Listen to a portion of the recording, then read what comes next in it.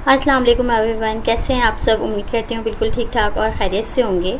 अच्छा भाई, जैसे कि आप लोग सब जानते हैं कि हमें हमारी ट्यूसडे क्लास के अंदर जो है वो सेकंड प्रोजेक्ट मिल चुका है और आप लोगों को भी आप लोग की क्लासेस के अंदर वो प्रोजेक्ट मिलने वाला है। और सेकंड प्रोजेक्ट हमारे पास है यूनिट कन्वर्टर। हमें एक ऐसी ऐप बनानी है या ऐसा टूल बनाना है जिसके अंदर हम यूनिट्स को जो है वो डिफरेंट यूनिट्स के अंदर कन्वर्ट कर सकें। अच्छा जी, मेरे पास पर्सनल पे भी बहुत ज़्यादा जो है वो रिक्वेस्ट आ रही थी कि आप इसके ऊपर बना दें, सेकंड प्रोजेक्ट के ऊपर वीडियो बना दें। तो मैंने सोचा कि क्यों ना मैं आप लोगों के लिए जो है ये वीडियो बना के अपलोड कर दूं। टाइम को थोड़ा इशू होता है, इसलिए थोड़ा लेट बना रही हूँ, लेकिन चलें कोई नहीं। मैं आप लोगों के लिए जो है ये वीडियो इसीलिए बनाकर अपलोड कर रही हूँ ताकि आप लोग इजीली जो है अपना ये वाला काम कर सकें। तो चलें वीडियो को स्टार्ट करते हैं विदाउट देर किए। अच्छा जी, हम जो है अपने VS कोड के अंदर ही अपनी ये ऐप बनाएंगे, ठीक है। क्योंकि अच्छा, सर ने जो है वो हमें ये कहा था कि उनकी जो रिक्वायरमेंट्स थी, उन्होंने कहा कि भाई आप जो है वो अपनी लॉजिक लगाएं। आप चाहें तो आप जो है कंसोल के ऊपर दिखा दें, चाहे तो आप इसे किसी ऐप की शक्ल दे दें। तो मैंने सोचा कि क्यों ना हम इसे स्ट्रीमलिट के ऊपर अच्छा सा एक UI के साथ ही बनाएं, क्योंकि ये चीज़ें हमें आगे अपने पोर्टफोलियो के अंदर ऐड भी करनी है। तो ये चीज़ें हमारे पास एक तरह से हमारा एक प्रोजेक्ट बन जाएगा, तो जिसे हम डिस्प्ले कर सकेंगे, जिसे हम दिखा सकेंगे।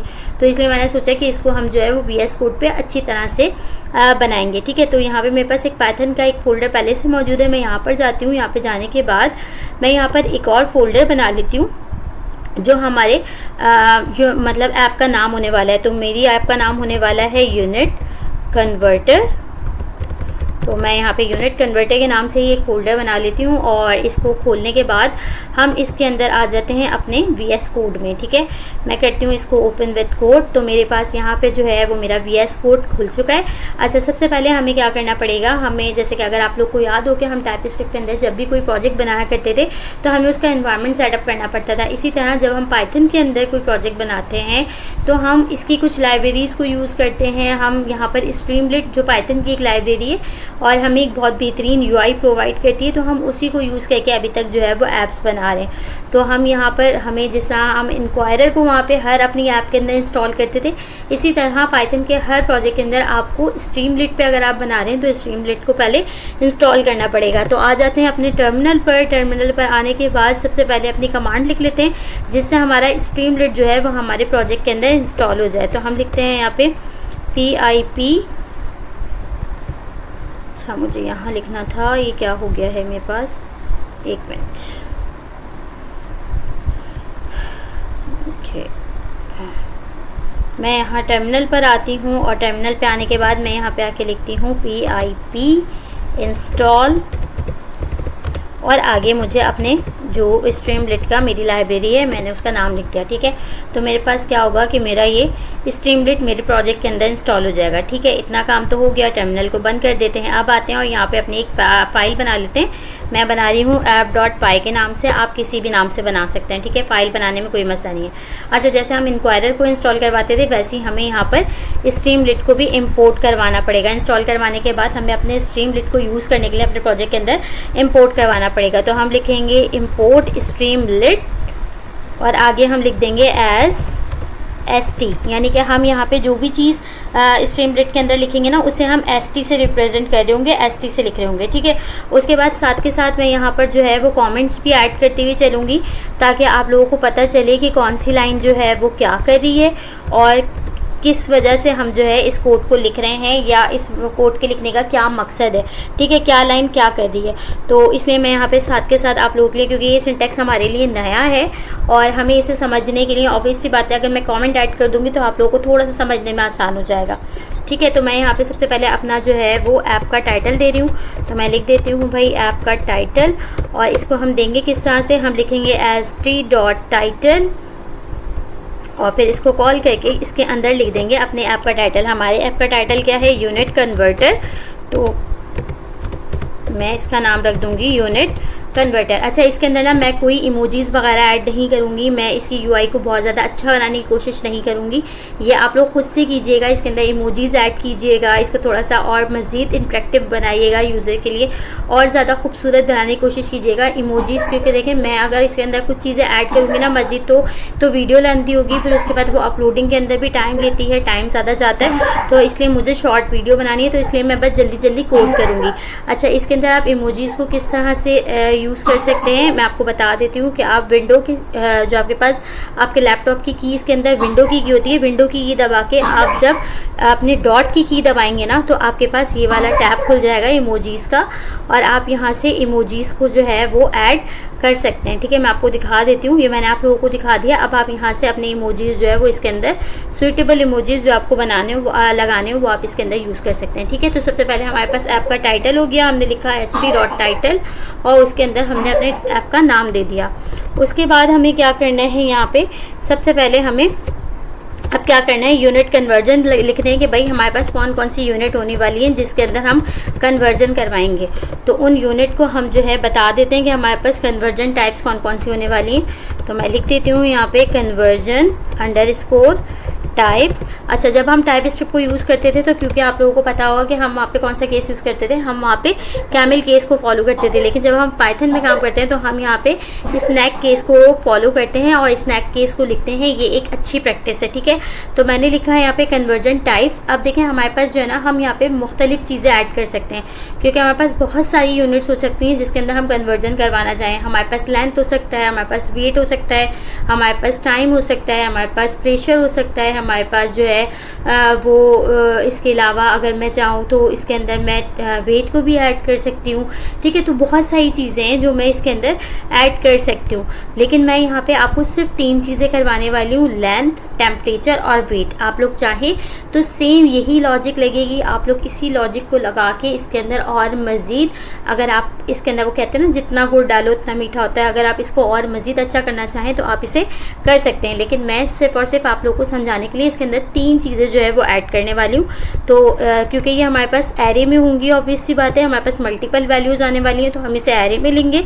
एरे लगाने के बाद हम एरे नहीं कहते, इसको हम लिस्ट कहते हैं, तो इसलिए मैं बता रही हूँ कि हम इसको लिस्ट में लेंगे। लिस्ट लेने के बाद लिस्ट को हम किस में लेते हैं, स्क्वायर ब्रैकेट्स के अंदर लेते हैं और उसके अंदर हम एक एक करके वैल्यू जो है वो पास करते हैं और कॉमा सेपरेट करने के लिए हम कॉमा लगाते हैं। तो सबसे पहली वैल्यू जो हमारे पास आने वाली है वो आने वाली है हमारे पास लेंथ। उसके बाद मैं कॉमा लगाऊंगी, कॉमा लगाने के बाद सेकंड वैल्यू मेरे पास आने वाली है वेट, और फिर उसके बाद मैं कॉमा लगा के थर्ड वैल्यू अपनी डिफ़ाइन करूंगी, और थर्ड जो वैल्यू है वो मेरे पास आने वाली है टेम्परेचर।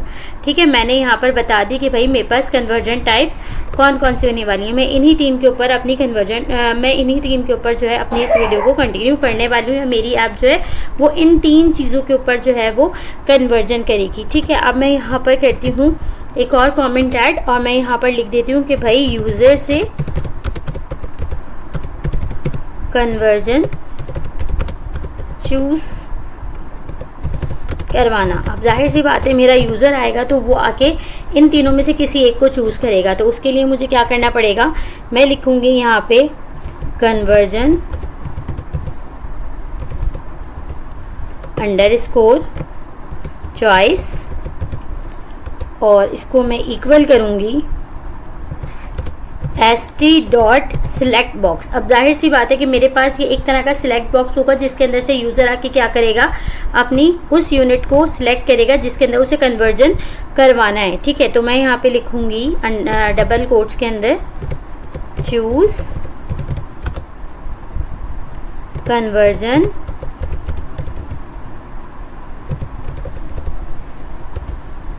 टाइप, और आगे कॉमा लगा के मैं क्या दूंगी, अपने उस वेरिएबल का नाम दूंगी जिसके अंदर मैंने अपने इन कन्वर्जन टाइप्स को रखा है। मैंने किसके अंदर रखा है, कन्वर्जन टाइप्स का मैंने एक वेरिएबल बनाया जिसके अंदर मैंने कन्वर्जन्स की टाइप बताई है कि भाई कौन कौन सी होंगी, लेंथ होगी, वेट होगी और टेम्परेचर होगा। ठीक है, तो मैं यहाँ पे इसको जो है वो कन्वर्जन टाइप्स की मैंने यहाँ पे इसको क्या दे दी मैंने इसको यहाँ पे कन्वर्जन टाइप्स जो है वो दे दी। अच्छा, यहाँ पे मेरे पास एरर क्यों आ रहा है,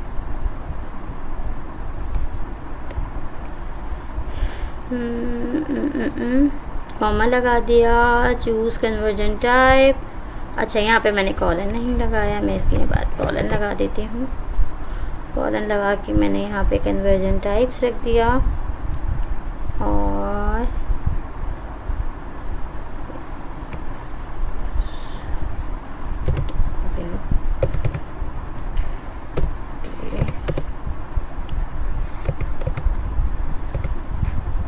ये मेरे पास स्पेस की वजह से गैप आ रहा था। मैंने आप लोगों को पहले ही बताया था कि भाई पाइथन के अंदर ना स्पेसेस बहुत ज़्यादा मैटर करते हैं, तो एक स्पेस दिया हुआ था मैंने, इसलिए मेरे पास एरर आ रहा था। ठीक है, तो मैंने यहाँ पे इसको बता दिया कन्वर्जन टाइप्स। उसके बाद मुझे क्या करना है, अब मैं लॉजिक लगाने वाली हूँ कि अगर मेरा यूज़र लेंथ को यूज़ करे तो क्या होना चाहिए। तो अब यहाँ पर क्या लगेंगी, इफ़ एल्स की कंडीशंस लगेंगी और मैं यहाँ पर ऐड कर देती हूँ लेंथ कन्वर्जन, कि लेंथ की कन्वर्जन किस तरह से होगी।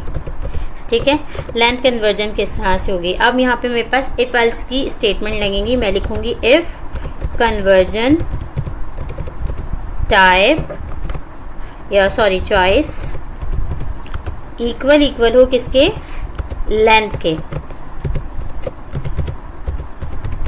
अब मेरा यूज़र आके चॉइस कहाँ से करेगा, यहाँ से। यहाँ इस वेरिएबल के अंदर एक क्या होगा, मेरे पास एक सिलेक्ट बॉक्स होगा जिसके अंदर ये कन्वर्जन की टाइप्स आ रही होंगी और वो इनमें से किसी एक को सिलेक्ट करेगा। तो मैंने कहा कि अगर वो इनमें से लेंथ को सिलेक्ट करे तो क्या होना चाहिए, कॉलन लगा के मैंने यहाँ पे अपनी इफ़ की कंडीशन कंप्लीट की, कंडीशन मेरी पूरी हुई। अब कॉलन लगा के मुझे ब्लॉक ऑफ कोड लिखना है, यानी कि जो मेरी इफ़ की बॉडी है मुझे उसका कोड लिखना है। ठीक है, तो मैंने कॉलन लगाया। कॉलन लगाने के बाद मैं इंटर करूँगी। इंटर करने के बाद अगर मैं बैक आ जाऊँ तो मैंने आप लोगों को पहले भी बताया था कि भाई पाइथन के अंदर जब हमें कोड मतलब बॉडी का कोड लिखना होता है तो उसके लिए हमें एक टैब का स्पेस देना पड़ता है। तो मैं यहाँ पे एक टैब का स्पेस दूंगी और एक टैब का स्पेस देने के बाद अब मैं वो यूनिट्स डिफाइन करूँगी कि लेंथ के अंदर कौन कौन सी यूनिट्स होंगी जिसके अंदर कन्वर्जन आपस में होगा। ठीक है, तो मैं यहाँ पे लेंथ की यूनिट डिफाइन करूँगी। मैं लिखूँगी लेंथ अंडरस्कोर यूनिट्स और इक्वल करके इसको भी मैं लिस्ट के अंदर रखूँगी क्योंकि ये भी मेरे पास मल्टीपल हो सकती हैं। अब मेरे पास इसके अंदर क्या क्या हो सकता है, मेरे पास इसके अंदर मीटर्स हो सकते हैं। ठीक है, मीटर्स की स्पेलिंग गलत है। मेरे पास मीटर्स हो सकता है, मेरे पास इसके अंदर किलोमीटर्स हो सकता है। इसके अलावा मेरे पास इसके अंदर जो है वो फिट हो सकता है। मेरे पास इसके अंदर इंचेस हो सकता है और मेरे पास इसके अंदर और क्या हो सकता है, सेंटीमीटर भी हो सकता है। अच्छा, ये ज़रूरी नहीं है, देखें ये खुद से भी सजेस्ट कर रहा है कि यार्ड भी आ सकता है और भी मल्टीपल जो है वो आ सकती हैं, लेकिन मैं इसके अंदर जो है वो लिमिटेड ही यूज़ करने वाली हूँ। आप लोग इसको और मज़ीद मतलब जो है डिटेल में बना सकते हैं। ठीक है, तो ये मेरे पास मैंने ये 5 यूनिट्स बता दी कि भाई इन 5 यूनिट्स में आपस में कन्वर्जन होगा। ठीक है, अब मुझे क्या करना है, अब मुझे अपने यूज़र से इनपुट लेना है। ऑब्वियस सी बात है, मुझे उसे फ्रॉम वैल्यू भी लेनी है और उसे टू वैल्यू भी लेनी है। मुझे उसे पता करवाना पड़ेगा ना कि इनमें से वो किसको किस में कन्वर्ट करवाना चाहता है। तो उसके लिए मुझे फ्रॉम वैल्यू भी चाहिए और टू वैल्यू भी चाहिए। तो उसके लिए मैं क्या करूँगी, मैं नीचे आऊँगी और मैं यहाँ पर आके लिखूँगी इनपुट अंडरस्कोर वैल्यू और इक्वल करूँगी मैं इसको st dot number underscore input. और उसके बाद मैं यहाँ पे सबसे पहले मैं क्या करूँगी, मैं वो लेंथ की वो नंबर ले रही हूँ, वो यूनिट ले रही हूँ जितना उसको चेंज करवाना है। यानी कि अगर मुझे किलोमीटर को मीटर में चेंज करवाना है तो मुझे बताना पड़ेगा ना कितने किलोमीटर को मुझे मीटर में चेंज करवाना है। मुझे वैल्यू लेनी पड़ेगी ना, मुझे वैल्यू देनी पड़ेगी। अगर मैं अपने यूज़र से कह रही हूँ कि भाई मीटर को किलोमीटर में चेंज करवाओ, तो ऑब्वियस सी बात है मेरा यूज़र मुझे क्या देगा, मुझे वैल्यू देगा ना कि भाई 5 मीटर को जो है वो सेंटीमीटर में कन्वर्ट करो या 5 किलोमीटर को मीटर में कन्वर्ट करो। तो मुझे उसे वैल्यू जो है वो किस में आएगी, वो नंबर्स में आएगी। तो मैं यहाँ पे क्या लिखूँगी, इंटर लेंथ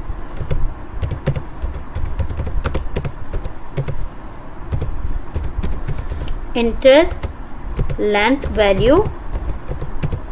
उसके बाद मैं इसके अंदर कॉलन लगाती हूँ। कॉलन लगा के मैं यहाँ पे कॉमा लगा के आगे क्या लिख दूँगी, मिनिमम वैल्यू कितनी होगी। तो मैं लिखूँगी minimum underscore value. Minimum value मैं इसको किसके बराबर कर रही हूँ, 0.0 के बराबर कर रही हूँ मिनिमम वैल्यू को। और इसके अलावा मैं इसको फॉर्मेट किस में कर रही हूँ, मैं इसको फॉर्मेट करूँगी इक्वल, और इसको मैं बताऊँगी परसेंटेज .2f। अब ये जो मैंने लिखा है इसका क्या मतलब है? इसका मतलब ये है कि भाई जो भी मेरी वैल्यू आए, मैं अपने यूज़र को ना यहाँ पे क्या कर रही हूँ, मैं अपने यूज़र को यहाँ पे एक तरह से हमारे पास मतलब यूज़र तो आके मुझे कितना भी लंबा नंबर दे सकता है ना, तो यहाँ पे मैं उसे क्या कर रही हूँ कि मेरा यूज़र आके मुझे सिर्फ 2 डेसिमल दे सके, डेसिमल्स में वो मुझे ज़्यादा लंबी वैल्यू ना दे सके। 2f का मतलब है कि सिर्फ 2 डेसिमल, 2 फ्लॉट नंबर आए, यानी कि फ्लॉट नंबर हमें पता है ना, हमारे पास एक इंटीजर होते हैं और एक हमारे पास फ्लॉट होते हैं, डेसिमल्स को हम फ्लॉट कहते हैं। तो यहाँ पे हम 2f लिखने का मतलब है कि पॉइंट के बाद वो सिर्फ 2 डेसिमल जो है वो दे सकेगा। अच्छा, अगर वो हमें ज़्यादा दे देता है, जैसे पॉइंट के बाद वो हमें 300 में या 400 में दे देता है कोई वैल्यू, तो क्या होगा, जो तीसरा नंबर होगा ना, ये वाला मेथड इसको क्या करेगा, खुद ब खुद राउंड ऑफ करके 2 डेसिमल के अंदर कन्वर्ट कर देगा। हमने देखा ना, हमारे पास पॉइंट के बाद जब डेसिमल में 3 वैल्यूज आ रही होती हैं तो हमारे पास राउंड ऑफ होके 2 वैल्यू के अंदर कन्वर्ट हो जाता है। तो यहाँ पर भी ये वाला मेथड क्या करेगा, इसको राउंड ऑफ कर देगा। ठीक है, तो मैंने इसको यहाँ पे अपने यूज़र को कह दिया कि भाई मेरे पास जो डेसिमल की वैल्यू आएगी वो कितनी आएगी, 2 के बराबर हो, उससे ज़्यादा ना आनी चाहिए। ठीक है, उसके बाद मुझे फ्रॉम यूनिट चाहिए। फ्रॉम यूनिट कि किसके अंदर कन्वर्ट करवाना है, इसको मैं किसके बराबर करूँगी, इसको मैं बराबर करूँगी st डॉट। अब यहाँ पे भी मेरे पास क्या होगा, एक सिलेक्ट बॉक्स होगा जिसके अंदर कौन सी चीज़ होंगी, ये वाली चीज़ होंगी, ये metre, kilometre, feet, inches, centimetre. उस सिलेक्ट बॉक्स के अंदर क्या आएगा, ये वाली सारी यूनिट्स आएंगी। ठीक है, क्योंकि यूज़र तो इन्हीं में से किसी एक को सिलेक्ट करेगा ना, फ्रॉम करवाने के लिए भी और टू करवाने के लिए भी। तो मैं इसको क्या करूँगी, सिलेक्ट बॉक्स, और इसको कॉल करने के बाद इसके अंदर मैं लिखूँगी फ्रॉम यूनिट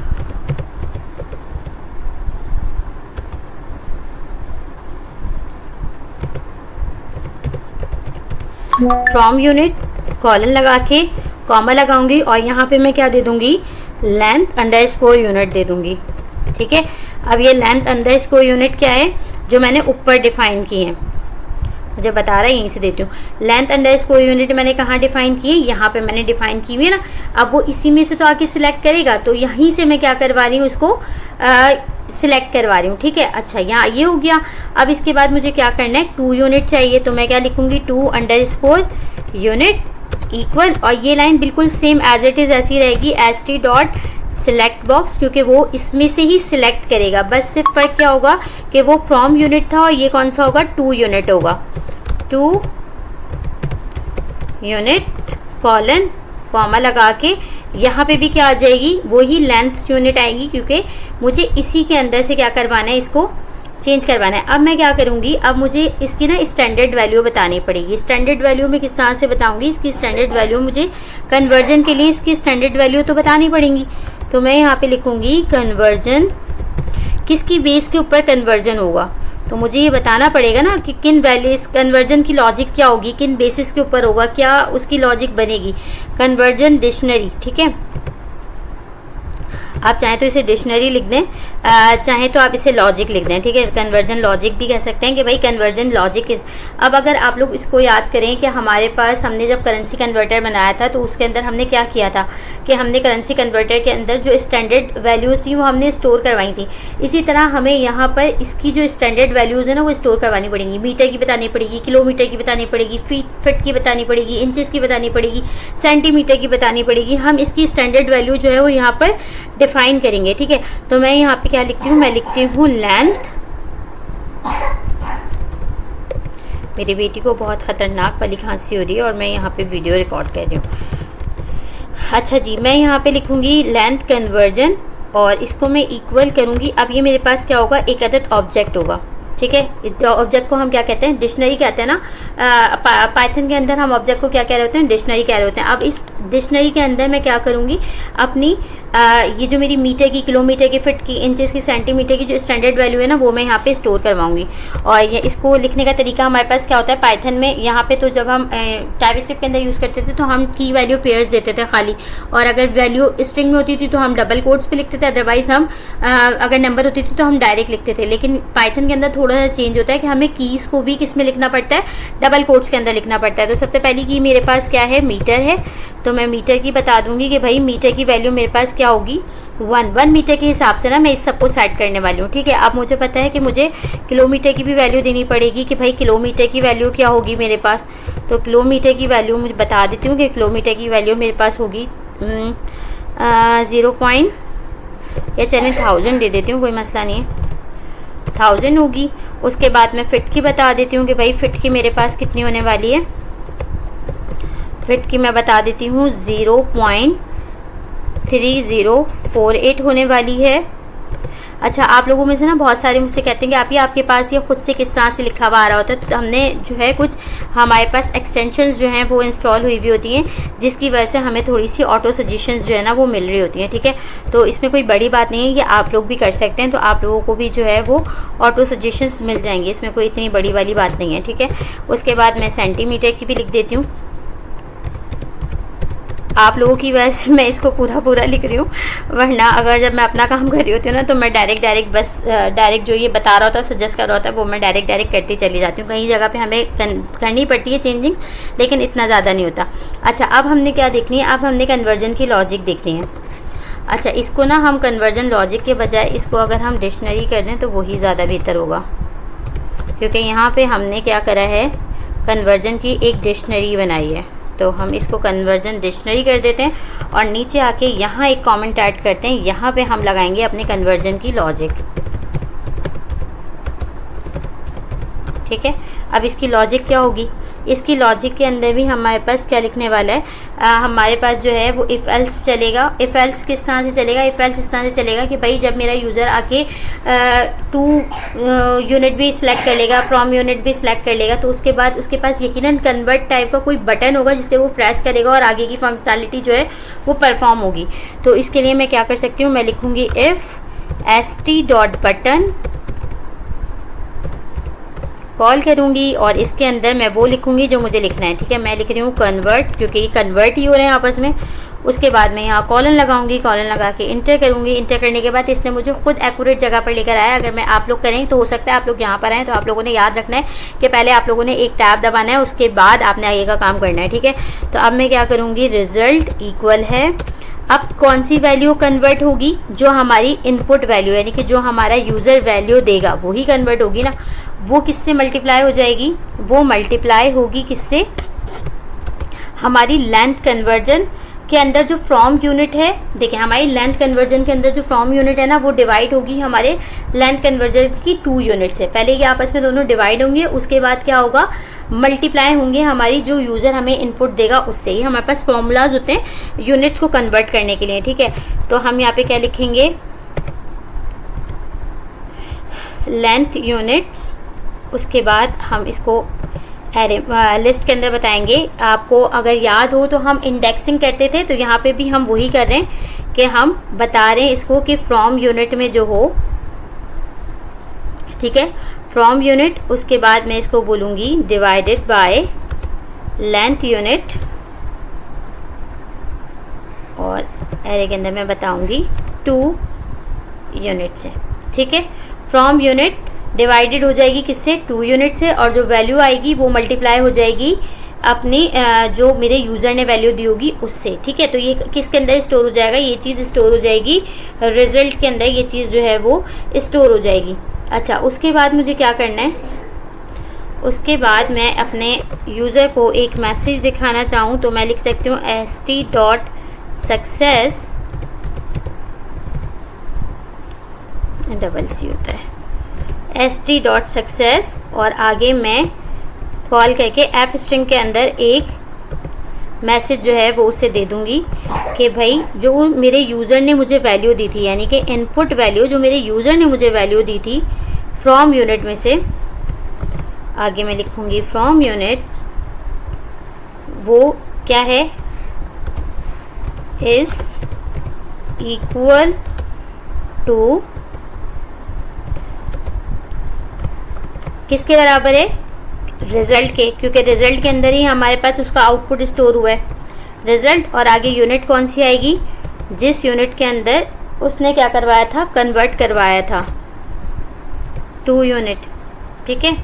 तो हमारे पास आ गई भाई कि रिज़ल्ट के अंदर हमारे पास क्या हुआ, यहाँ पे हमारे यूज़र ने हमें वैल्यू दी, अब यहाँ पे फ्रॉम यूनिट और ये आपस में डिवाइड किस तरह से होंगे? ये डिवाइड इस तरह से होंगे कि अगर फर्ज करें मेरा यूज़र जो है वो फ्रॉम यूनिट के अंदर किलोमीटर को या मीटर को सिलेक्ट करता है, ठीक है। मेरे यूज़र ने क्या किया, फ्रॉम यूनिट के अंदर मीटर को सिलेक्ट किया और टू यूनिट के अंदर उसने किलोमीटर को सिलेक्ट किया, यानी कि वो कह रहा है कि मीटर को किलोमीटर में कन्वर्ट करो, ठीक है। और तो उसके लिए होगा क्या कि जो मेरी मीटर की वैल्यू थी, ये जो 1 है ना, ये क्या होगी, इस 1000 से डिवाइड होगी। डिवाइड होने के बाद जो मेरी यूज़र ने वैल्यू दी होगी उससे ये जो भी आंसर आएगा वो उससे मल्टीप्लाई होगा। मल्टीप्लाई होने के बाद जो भी मेरा इस पूरे फॉर्मूले को परफॉर्म करने के बाद जो भी आंसर बनेगा वो किस में स्टोर हो जाएगा, इस रिजल्ट के अंदर स्टोर हो जाएगा। अब जाहिर सी बात है मुझे उसे एक सक्सेस मैसेज दिखाना है। सक्सेस मैसेज दिखाऊंगी कि भाई आपने जो यूनिट चूज़ की थी ये यूनिट कन्वर्ट होके ये वैल्यू बनी और ये इस यूनिट के अंदर कन्वर्ट हो गई, तो इसलिए मैंने यहाँ पर जो है ये मैसेज लिखा। अब इस इक्वल टू की जगह आप इक्वल का साइन भी लगा सकते हैं, ठीक है। तो इसका मतलब क्या होगा कि मीटर बराबर है किसके, किलोमीटर के। इतने मीटर बराबर है इतने किलोमीटर के, या इतने किलोमीटर बराबर है इतने मीटर के, ठीक है। तो यहाँ तक ये वाली बात हो गई।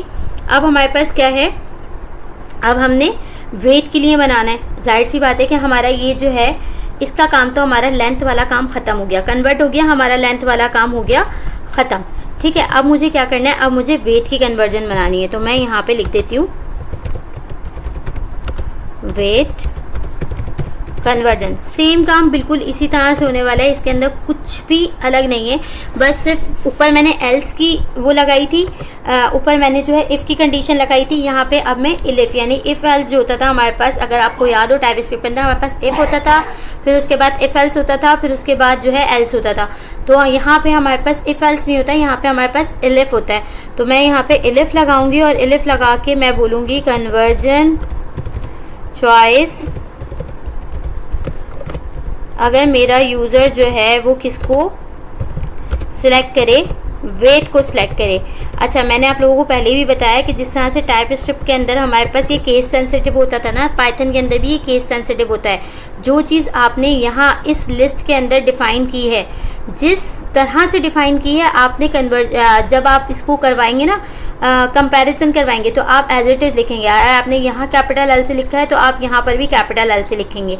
अगर आपने यहाँ स्मॉल एल से डिफाइन किया है तो आप यहाँ पर भी स्मॉल एल से लिखेंगे। ये केस सेंसिटिव होता है। अगर आप लोग इसका ख्याल नहीं रखेंगे तो आपके पास एरर आएगा और आपका जो ऐप है वो सही तरह से वर्क नहीं करेगी, ठीक है। अब मैंने यहाँ पे कॉलन लगाया, कॉलन लगाने के बाद मैंने इंटर किया और इंटर करने के बाद वही एक टैब का गैप देने के बाद अब जिस तरह से मैंने लेंथ की यूनिट बताई थी, इसी तरह से मैं यहाँ पे वेट की यूनिट भी डिफाइन करूँगी कि भाई वेट की यूनिट्स कौन कौन सी होंगी।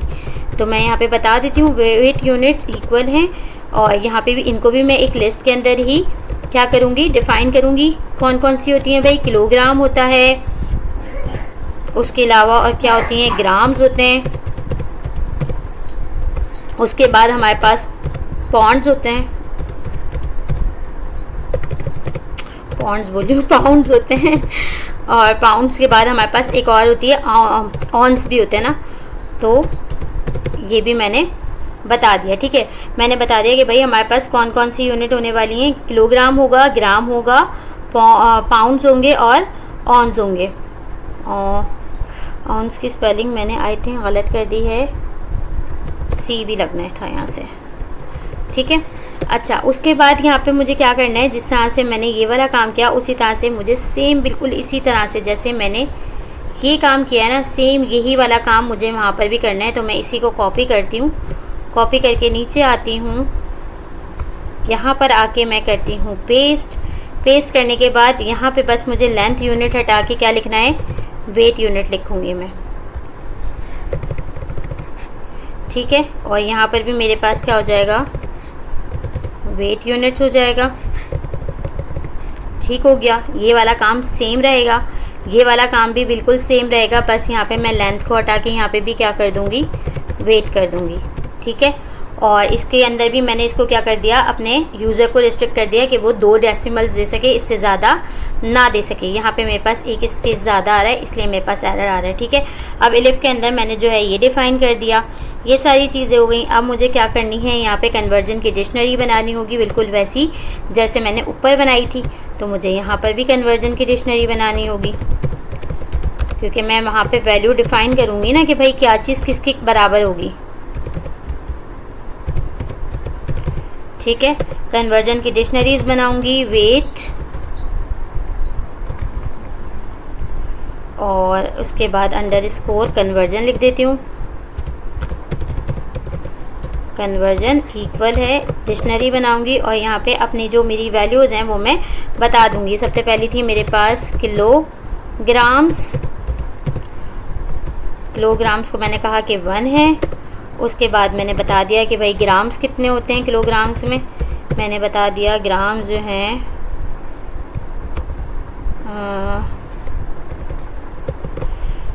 0.001।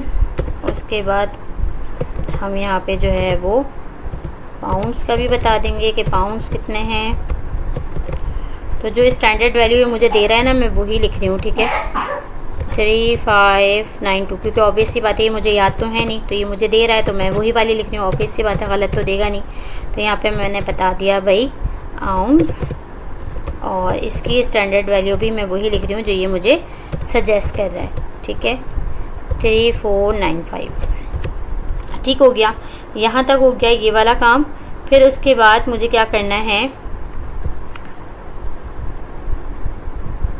ये मेरे पास डिक्शनरी हो गई। अब मुझे क्या करनी है, कन्वर्जन लॉजिक लगानी है। तो मैं लिखूँगी भाई कन्वर्जन लॉजिक। लॉजिक के अंदर सेम काम होने वाला है। लॉजिक क्या होगी हमारे पास, वही if S T dot button वाला काम होने वाला है। तो इसको ही ले लेते हैं यहाँ से। कन्वर्जन लॉजिक में हमारे पास यही होने वाला है। कॉपी करते हैं, इसको नीचे आते हैं, यहाँ पे आके इसको पास कर देते हैं। लेंथ यूनिट की जगह हमारे पास आ जाएगा यहाँ पे वेट यूनिट्स। ठीक है, यहाँ पर भी वेट यूनिट्स आ जाएगा।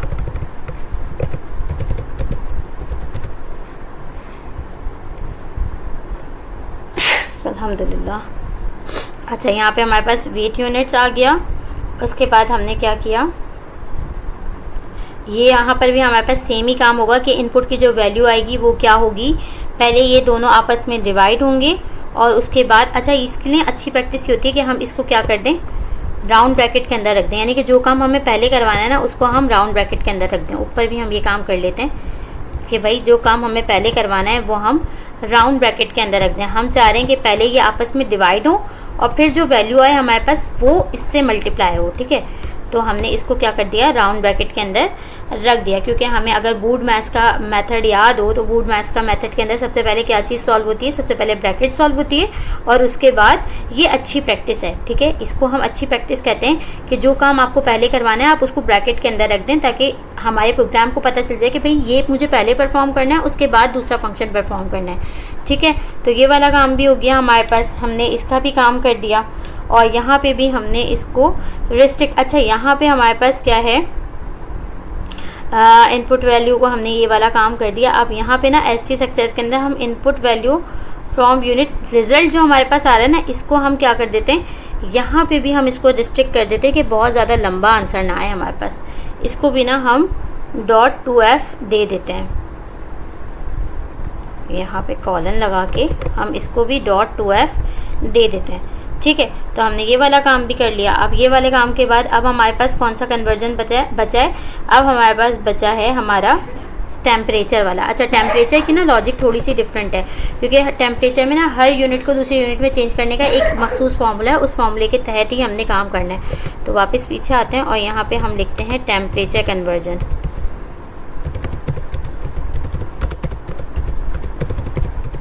टेम्परेचर कन्वर्जन और इसको भी हम एलिफ के अंदर ही रखेंगे और एलिफ के अंदर हम लिखेंगे कन्वर्जन चॉइस अगर बराबर हो हमारे पास किसके, टेम्परेचर के। आपने श्योर करना है कि स्पेलिंग वगैरह आपकी बिल्कुल एक्यूरेट हो, इसके अंदर कोई भी गलती ना हो। ठीक है, इंटर किया। इंटर करने के बाद अब हमें जाहिर सी बात है टेम्परेचर की भी यूनिट डिफाइन करने पड़ेंगे कि टेम्परेचर के यूनिट हमारे पास क्या होंगे। तो हम लिख लेते हैं यहाँ पे टेम्परेचर अंडरस्कोर यूनिट्स। कौन कौन से होंगे हमारे पास इसके यूनिट्स, हम इसे भी लिस्ट के अंदर डिफाइन करेंगे। हमारे पास क्या क्या होता है, हमारे पास सेल्सियस होता है, हमारे पास फ़ारेनहाइट होता है,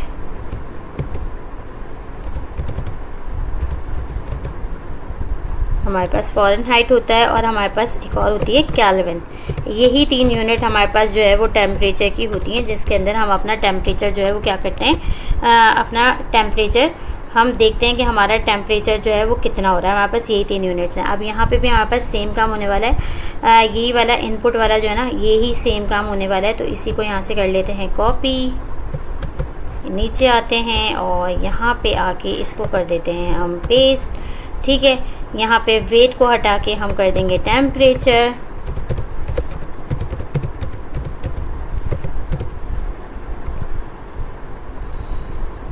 और मिसिंग है यहाँ से, और यहाँ से भी वेट को हटा के हम कर देंगे टेम्परेचर, और यहाँ से भी हम वेट को हटा के कर देंगे टेम्परेचर।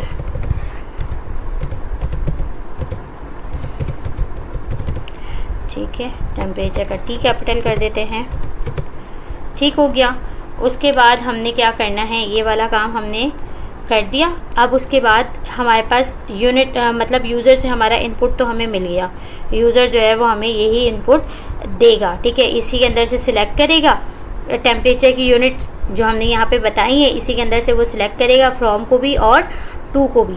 ठीक है, अब हमने क्या करना है, सिर्फ और सिर्फ इसकी क्या लगानी है, इसकी कन्वर्ट की जो है ना, हमें टेम्परेचर को किस तरह से कन्वर्ट करना है वो लगाना है। तो हम यहाँ पे क्या करेंगे, हम ना यहाँ पर एक फ़ंक्शन बना लेते हैं जिसके अंदर हम ये सारा काम करें। ठीक है, तो हम लगाते हैं डेफ कन्वर्ट, क्योंकि ना इसके अंदर हर कन्वर्जन के लिए हमारे पास अलग से फार्मूला लगेगा। तो मैं वो बना रही हूँ, ठीक है, फंक्शन बना रही हूँ। अच्छा, टेम्परेचर, उसके अंदर मैं क्या करूँगी, एक वैल्यू का जो है मैं क्या करूँगी, एक पैरामीटर पास करूँगी और साथ में मैं उसे फ्रॉम यूनिट दूँगी, और फ्रॉम यूनिट के साथ साथ मैं उसे क्या दूँगी, कॉमा लगा के 2 यूनिट भी पास करूँगी। ठीक है, ये 3 पैरामीटर्स मैंने इसके अंदर दे दिए। उसके बाद मैं कॉलन लगाऊंगी, कॉलन लगा के मैं नीचे आऊँगी तो ये मुझे एक्यूरेट जगह पर लेकर आया है। अगर आप लोग को एक्यूरेट जगह पर लेकर ना आए तो आप लोग देख लीजिएगा कि इसके नीचे नहीं आना चाहिए, डैफ के नीचे आपके कर्सर ना हो, डैफ के एक टैब के स्पेस से आपका कर्सर हो। ठीक है, अब मैं यहाँ पे क्या लगाऊंगी, अब मैं यहाँ पे लगाऊंगी कंडीशंस। अब मेरे पास यहाँ पे दोबारा से कंडीशंस लगेंगी। अब मैं लगाऊंगी इफ़ फ्रॉम यूनिट इक्वल हो किसके, वही सेल्सियस के,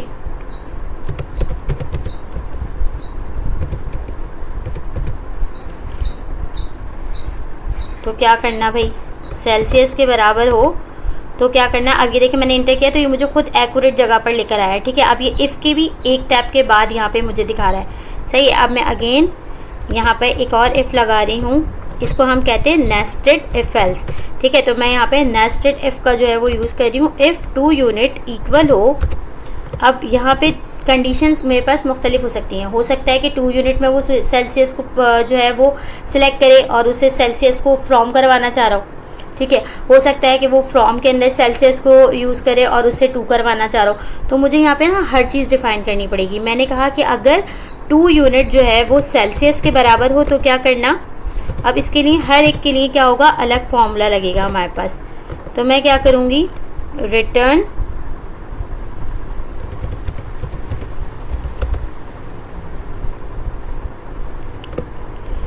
जो वैल्यू उसने मुझे दी है। ठीक है, return value multiply by 9 divided by 5 plus 32। ये मेरे पास क्या है, एक फॉर्मूला है। ठीक है, इस फॉर्मूले के तहत जो है वैल्यू रिटर्न कर देना, नहीं तो क्या करना, एलिफ के अंदर मैंने इसे बताया एलिफ 2 अंडरस्कोर यूनिट इक्वल हो केल्विन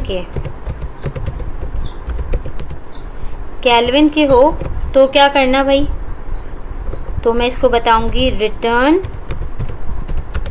रिटर्न में क्या करना, वैल्यू प्लस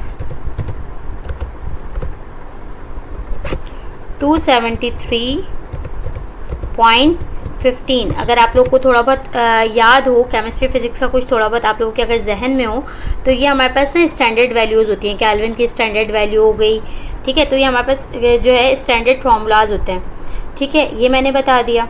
अब मैंने क्या कहा कि अगर सेल्सियस हो, ठीक है। और वो सॉरी, यहाँ पे मैंने सेल्सियस नहीं, यहाँ पे मुझे फ़ारेनहाइट लिखना था, मैंने गलत लिख दिया।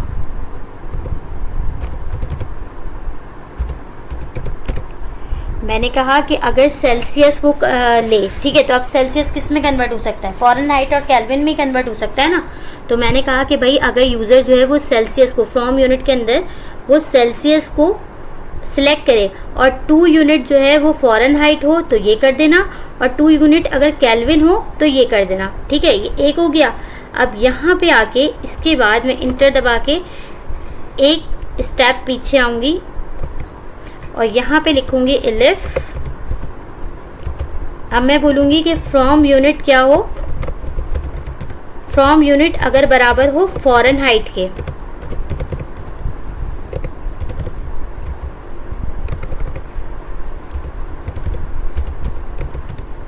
ठीक है। अब फ़ारेनहाइट है तो इसके अंदर भी 2 चीज़ें होंगी, या तो वो सेल्सियस में कन्वर्ट करवाएगा या तो वो केल्विन में कन्वर्ट करवाएगा। तो मैं लिखूँगी इफ़ 2 यूनिट बराबर हो सेल्सियस के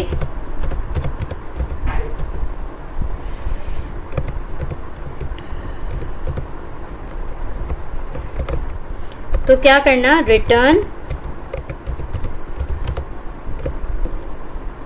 रिटर्न करना value -32 multiply by 5 divided by 9।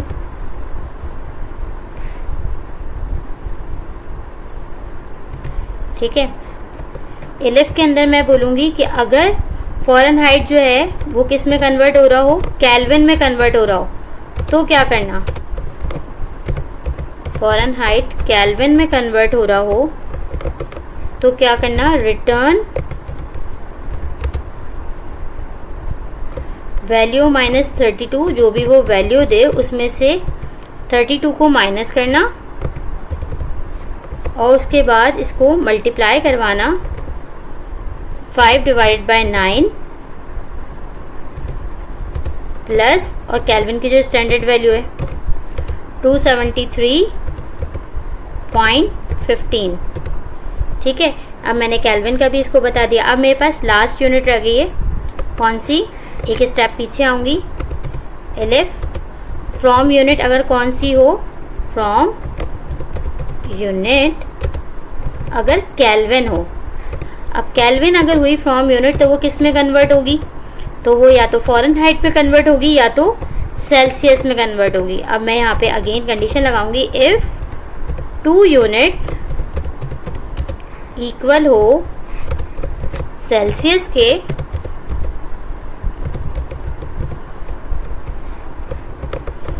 तो क्या करना, रिटर्न वैल्यू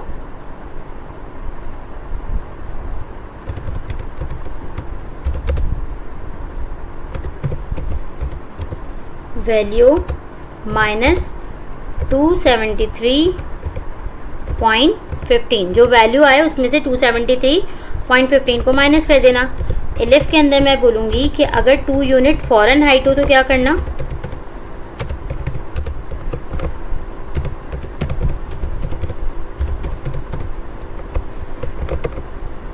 करना, भाई, रिटर्न करना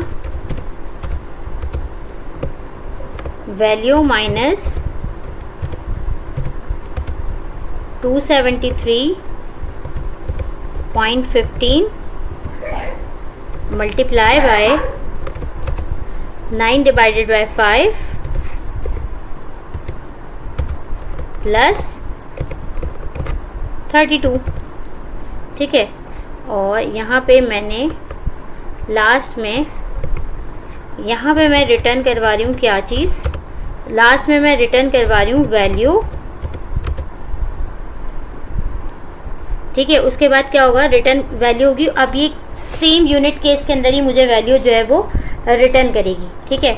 उसके बाद अब मैं यहाँ पे एक और इफ़ लगा के st बटन दूंगी, st डॉट बटन, क्योंकि मुझे इसे भी तो कन्वर्ट करवाना है। कन्वर्ट, अभी तक तो मैं लॉजिक लगा रही थी ना कि भाई मुझे लॉजिक क्या लगानी है कन्वर्जन की। कन्वर्ट का c कैपिटल कर देते हैं, ठीक है। st button convert. अब मुझे यहाँ पे सेम वही वाला काम करना है, तो मैं यही वाला उठा के ले आती हूँ, कन्वर्ट वाला। एक मिनट, इसको मैंने यहाँ से कॉपी किया, सेम नीचे आई और यहाँ पे आके मैंने इसको करवा दिया पेस्ट। अब चाहे मेरे पास ये क्या हुआ है भाई, टैब ज़्यादा आ गए। और दूसरा यहाँ पे वेट की जगह मेरे पास कौन से यूनिट आएंगे, टेम्परेचर के, टेम्परेचर यूनिट्स। और यहाँ पर भी मेरे पास क्या आएगा, टेम्परेचर यूनिट, टेम्परेचर यूनिट्स। तो भाई मेरा जो है वो तकरीबन मेरी जो है एक मरतबा देख लेती हूँ। अच्छा, रिज़ल्ट के अंदर ना यहाँ पे ये वाला काम नहीं होगा, बल्कि गलत कर रही हूँ। यहाँ पे मेरे पास रिज़ल्ट में आएगा कन्वर्ट टेम्परेचर, क्योंकि कन्वर्ट तो वो यहाँ हो रहा है ना, जो भी चीज़ आएगी वो मेरे पास कन्वर्ट होगी ऊपर। तो अब मैं इसको यहाँ डिफ़ाइन करूँगी, इनपुट वैल्यू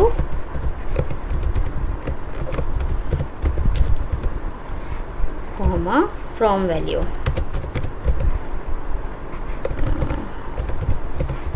फ्रॉम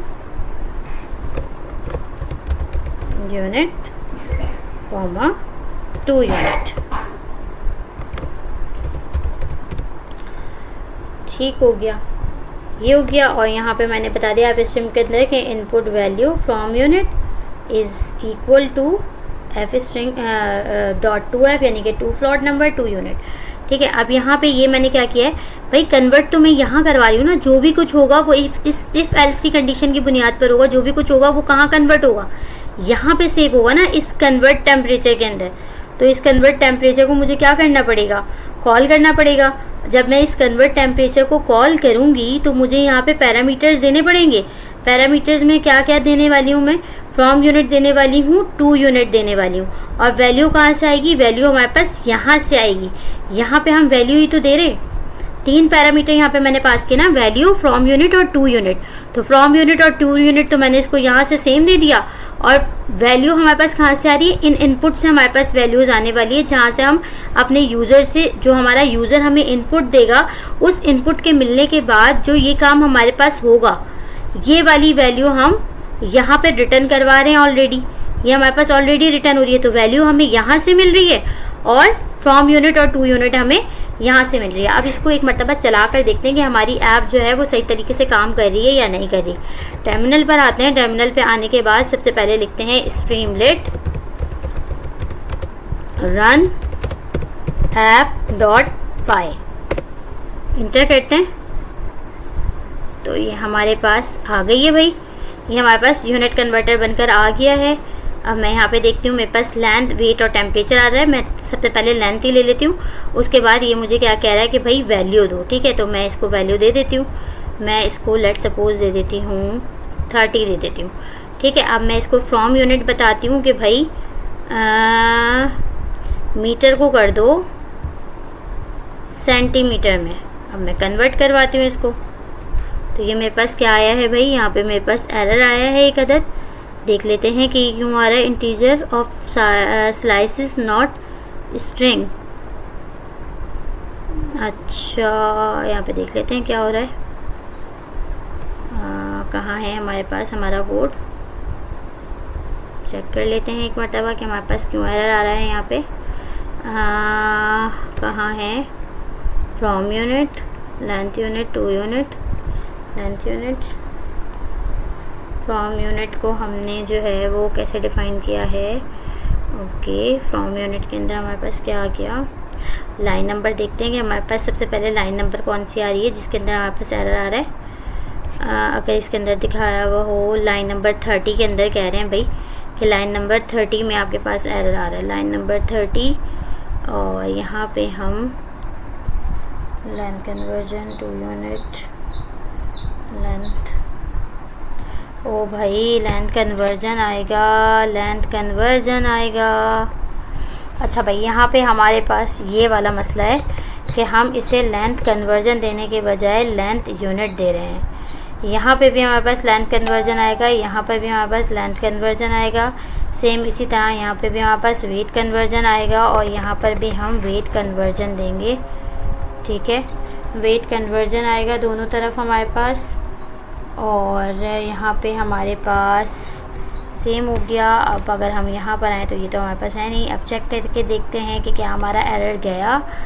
रिटर्न, इसको एक मरतबा रीलोड करते हैं, लेंथ रखते हैं, इसको हम दे देते हैं भाई 20 दे देते हैं। मीटर को हम करवाते हैं सेंटीमीटर में कन्वर्ट करवाते हैं।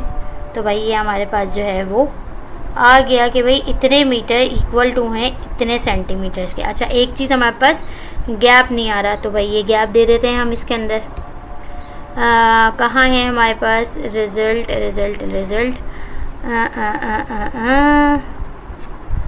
यहाँ पे आ रहा है हमारे पास रिज़ल्ट।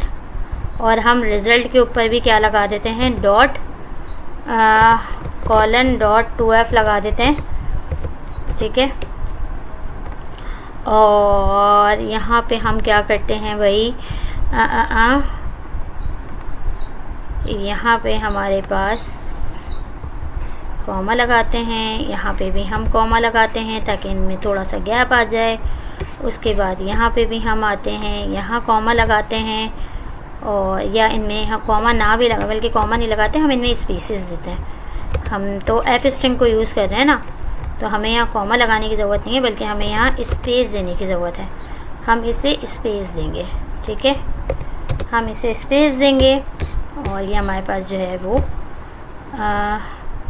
वापस आते हैं, रीलोड करते हैं, अगेन देखते हैं भाई। अब हम लेंथ को ही लेते हैं, लेंथ को, या चलें टेम्परेचर को ले लेते हैं। टेम्परेचर में हम दे देते हैं इसको 29 देते हैं। सेल्सियस, फ़ारेनहाइट रखते हैं, फ़ारेनहाइट को सेल्सियस में कन्वर्ट करवाते हैं। तो ये हमारे पास आ गया। अच्छा यहाँ पे भी हमने नहीं दिया हुआ, यहाँ पे भी हमें गैप देना पड़ेगा। तो वो कहाँ है हमारे पास, ये यहाँ पे हमें गैप देना पड़ेगा। हमने यहाँ गैप नहीं दिया हुआ, तो हम यहाँ पे गैप दे देंगे। और ये देखें यहाँ पे हमारे पास तो सेल्सियस आ रहा है, लेकिन यहाँ पे हमारे पास जो है ना वो मसला आ रहा है। तो हम इसको कर देते हैं, इसको भी हम डॉट 2F कर देते हैं। ठीक है, अब देखते हैं कि हमारे पास क्या आता है। पहले इसको रीलोड करते हैं। यहाँ पे अब हम इसको रखते हैं, टेम्परेचर ही लेते हैं। यहाँ पे हम इसको थोड़ा सा दे देते हैं वैल्यू, भाई क्या आ रही है हमारे पास। हमने इसको 20 दे दिया। इसको हम फ़ारेनहाइट रखते हैं और इसको अब हम केल्विन के अंदर कन्वर्ट करवाते हैं। तो हमारे पास आ गया भाई 0.20 Fahrenheit is equal to 0.20 kelvin. अच्छा, और अगर मैं इसको मज़ीद बढ़ा के सेल्सियस को केल्विन के अंदर रखूं, तो यहाँ पे मेरे पास आ रहा है 0.28 Celsius is equal to 273.42 kelvin. अच्छा, अगर मैं यहाँ पे क्या लेते हैं भाई, वेट के अंदर क्या है, अगर हमारे पास 30 kg हो तो उसके अंदर ग्राम्स कितने होंगे, या जो है पाउंड कितने होंगे। तो भाई 30 किलोग्राम के अंदर 66.14 पाउंड होते हैं। तो ये था हमारा सिंपल सा यूनिट कन्वर्टर। अज़ानें हो रही हैं फजर की। तो आई होप कि आप लोगों को इजीली समझ में आ गया होगा। आसान सा था, आप लोग इसके अंदर और मज़ीद चीज़ें जो है वो ऐड कर सकते हैं। ठीक है, और बड़ी सिंपली तरीके से बना दी और मैंने पूरी कोशिश की कि मैं आप लोगों को पूरी अच्छी तरह से डिटेल में समझा सकूं कि क्या चीज़ क्या काम कर रही है, किसका क्या काम है। आई होप कि आप लोगों को वीडियो पसंद भी आई होगी और समझ में भी आई होगी। अगर पसंद आई हो तो कमेंट करना, लाइक करना और शेयर करना मत भूलिएगा। अपनी राय का इज़हार कमेंट में ज़रूर किया कीजिए, मुझे थोड़ी सी मोटिवेशन मिलती है। बाकी अपना बहुत ज़्यादा ख्याल रखिएगा। मिलते हैं नेक्स्ट वीडियो में आगे के टॉपिक्स के साथ। तब तक के लिए अल्लाह हाफ़िज़।